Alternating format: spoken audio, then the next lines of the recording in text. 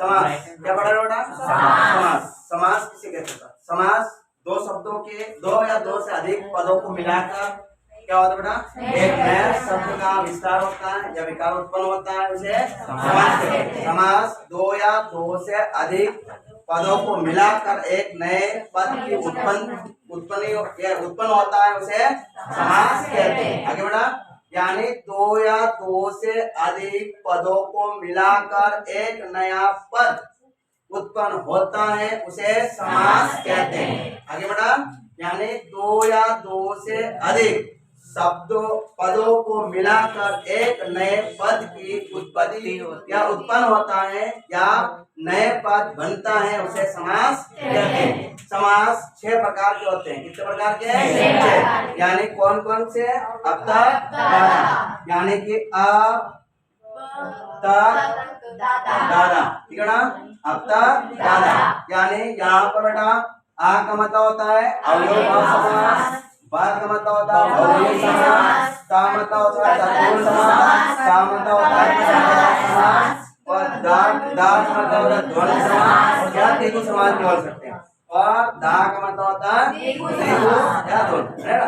द्विगु समास या द्वंद्व समास दोनों कर सकते। अब बेटा यहाँ पर तीसरे यानी पहले पर यानी अवयव समास, यानी पहला समास कौन सा है? यहाँ आप बेटा ऊपर नीचे कर लो तो भी चलेगा। ठीक है बेटा? आपको जो पहले अच्छे से याद आ रहा है उसको पहले से लिख देना। ठीक है ना? ऐसा नहीं कि बेटा जो अवयवी लिखना है। यहाँ पर पहले अवयव समास, इसमें पहला पद अवयव होता है, नाम होता है, उसे अवयव समास कहते हैं। अवयव समास में पहला पद अवयव हो, क्या हो बेटा? अवयव हो, उसे अवयवी भाव समास कहते हैं। क्या कहते हैं बेटा? अवयवी भाव समास। पहला पद या प्रथम पद अवयव हो, उसे अवयवी भाव समास कहते हैं। और चल रहा है बेटा यहाँ पर प्रतिदिन यानी दिन दिन, यथाविधि यानी बेटा क्या बेटा? यथाविधम और यथाशक्ति, है ना बेटा? यानी आप बेटा इसके उदाहरण कैसे याद कर सकते बेटा? क्या प्रतिदिन अवयव मतलब होता है हम खाना मान ले सकते हैं। क्या मान सकते हैं? खाना। अवयव मतलब खाना, हम खाना प्रतिदिन खाते हैं बेटा। और यथाशक्ति बढ़ती है और यथा विधि द्वारा हम खाते हैं। ठीक है ना? ऐसे नहीं बेटा घूम फिर के खा रहे हैं, जहाँ जगह हमारे फिक्स है वही जगह हमारे खाते हैं। सबसे बड़ा हम जहाँ खाना जहाँ खाते हैं डेली का देखना, जहाँ पर हम खाना खाते हैं वही खाते हैं बेटा। वह उधर उधर छत पर अस्पताल खाते हैं। तो यहाँ पर वही है प्रतिदिन, यथाविधि और यथाशक्ति। आगे बेटा अब यहाँ पर आ रहा बेटा अपना यानी बहुब्रीहि समाज। बहुब्रीहि समाज में इसमें दोनों पद, इसमें कोई पद प्रधान नहीं होता है और तीसरे पद की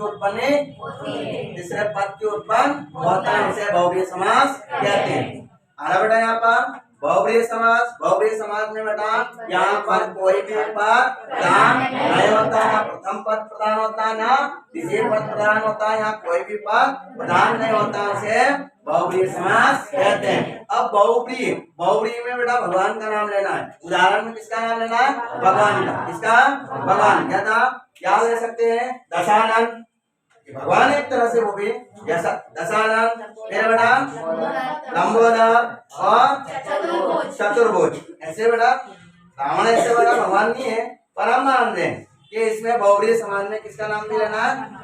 भगवान। यानी दशानन यानी 10 मुख वाला कौन है बेटा? रावण। यानी इसमें दशानन दोनों बेटा प्रथम नहीं है, प्रधान नहीं है, और इसमें तीसरा नाम कौन आ रहा बेटा? रावण का नाम, यानी तीसरा पद बन के आ रहा है। अब बेटा फिर आ रहा बेटा लंबोदर, इसका तो बेटा उसका गणेश, तीसरा नाम किसका आ रहा है? गणेश का।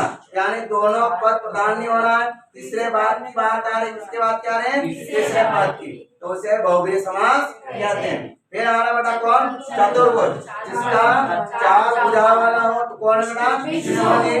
4 भुजा वाला कौन है बेटा? विष्णु जी। यानी कि यहाँ पर तीसरे पद की बात आ रही बेटा, है ना? यहाँ दोनों पद प्रधान नहीं है और तीसरे बात तीसरे पद की उत्पन्न हो रही है, क्या हो रहा है?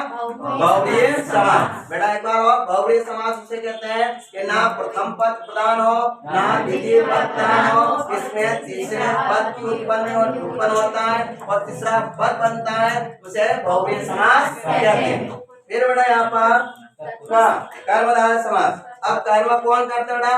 भगवान लोग, विद्वान लोग, अच्छे लोग, है ना। तो यहाँ पर कर्मधारय जिस समाज में विशेषण और विशेष दोनों होते हैं, जिस समाज में विशेषण और विशेष दोनों आते हैं और पहला पद विशेष और दूसरा पद विशेष होता है, उसे कर्मधारय समास कहते हैं। अब बेटा कर्म कौन करता है? जिसका जो पहले विशेष हो और विशेषण दोनों हो, यानी विशेषण और विशेष दोनों, जिस व्यक्ति में विशेषण और विशेष दोनों होते हैं उसे कर्मधारय समास कहते हैं। यानी हम याद करने के लिए बड़ा कर सकते हैं कि कर्म कौन करता है? अच्छा व्यक्ति जिसमें विशेष भी हो और विशेषण भी हो, विशेष भी हो विशेषण भी हो।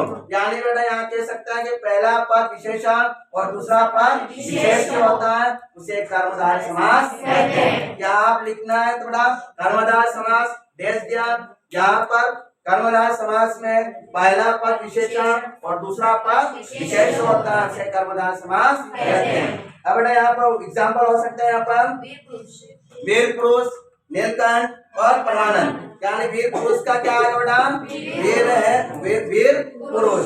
फिर बेटा यहाँ पर नीलकंठ, नील है, नीला है कंठ जिसका। फिर है ना परमानंद, परम है आनंद। यानी बेटा ये तीनों नाम देखो बेटा, वीर पुरुष भी बेटा विशेष और विशेषण दोनों है। फिर बेटा नीलकंठ में विशेष और विशेषण दोनों है। फिर यहाँ पर परमानंद में बेटा विशेषण और विशेष दोनों है। बेटा इस समास की परिभाषा, कर्मधारय समास की परिभाषा, जिस समास में पहला पद विशेषण और दूसरा पद विशेष होता है उसे कर्मधारय समास कहते हैं। आगे बढ़ा, जैसे परमानंद, नीलकंठ और वीर पुरुष, ये तीनों क्या है बेटा? कर्मधारय समास है। फिर बेटा द्वंद्व समास, क्या बेटा? तत्पुरुष। यहाँ तत्पुरुष समाज में दूसरे पद प्रधान होता है और इसके अंतर पद का प्रथमा विभक्ति होती है पूर्व। यहाँ पर आप लिख सकते हो कि तत्पुरुष समास में, तत्पुरुष समास में दूसरा पद प्रधान हो उसे तत्पुरुष समास कहते हैं। अगर आपको नहीं आए बेटा तो नीचे लिखना है लास्ट में कि प्रथम तत्पुरुष समास उसे कहते हैं, इसमें दूसरा पद प्रधान होता है उसे तत्पुरुष समास कहते हैं। यानी कि यहाँ पर देववाणी, रसोईघर और बेटा भयभीत, जन्मांत और वनवास, ये क्या है? तत्पुरुष समास की परिभाषा। आगे बढ़ा, तत्पुरुष समास उसे कहते हैं जिसका पद, जिसमें दूसरा पद प्रधान हो उसे तत्पुरुष समास कहते हैं। अब बेटा द्विगु समास, ये है ना, द्विगु समास में जिस समास में प्रथम पद संख्यावाचक होता है, प्रथम पद क्या संख्यावाचक, जिस समास में प्रथम पद संख्यावाचक हो उसे द्विगु समास कहते हैं। और गुणात्मक में और गुणा भी हो रहा है ना, जिस समास में पहला पद संख्यावाचक हो उसे द्विगु समास कहते हैं। द्विगु समास की परिभाषा निम्नलिखित रूप से है कि जिस समास में पहला पद संख्यावाचक हो उसे द्विगु समास कहते हैं। तो यहाँ पर सप्तद्वीप, त्रिभुवन और चौराहा, त्रिशूल, ये क्या है ना? द्विगु समास की परिभाषा। चौराहा 4 हस्त वाला हो, त्रिगंज, मतलब 3 है ना, 3 नाव वाला हो। यानी यहाँ पर जिस समास में गुणा हो और पहला पद संख्यावाचक हो उसे द्विगु समास कहते हैं। आधा बड़ा फिर द्वंद्व समास, इसमें दोनों पद प्रधान होते हैं। द्वंद्व यानी दो, द्वंद्व समास उसे कहते हैं जिसमें दोनों पद प्रधान हो, जैसे माता पिता, पृथ्वी आकाश, है ना, भाई बहन और राजा रानी। यानी कि ये यहाँ पर दोनों पद क्या प्रधान है। जिस समास में पहला और दूसरा दोनों पद प्रधान होते हैं उसे द्वंद्व समास कहते हैं। जिस समास में पहला पद और दूसरा पद दोनों प्रधान होते हैं उसे द्वंद्व समास कहते हैं। जैसे माता और पिता, भाई और बहन, राजा रानी और पति और पत्नी, है ना? ये दोनों दादा और दादी। ये क्या है बेटा?